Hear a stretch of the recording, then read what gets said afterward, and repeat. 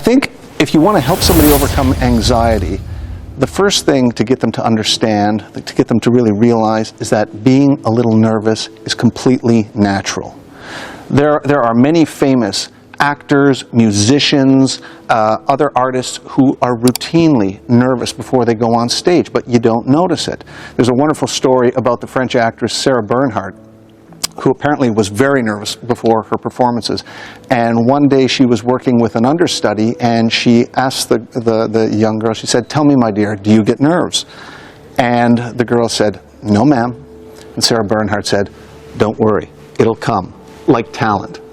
And you realize that being a little nervous is a natural thing.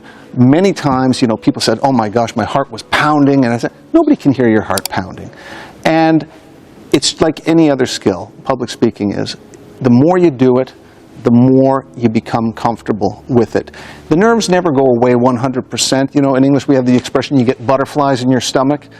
The butterflies are always there, but you just teach them to fly in formation. You have better control over them.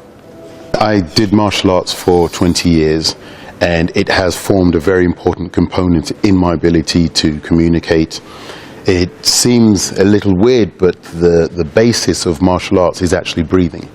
It's the ability to be able to control your breath, control your breathing, and from there comes the ability to control your emotions.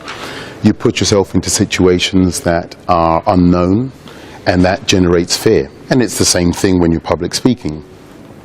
Oftentimes you don't know who you're going to be speaking to. Oftentimes you don't know what situations you're going to find yourself in.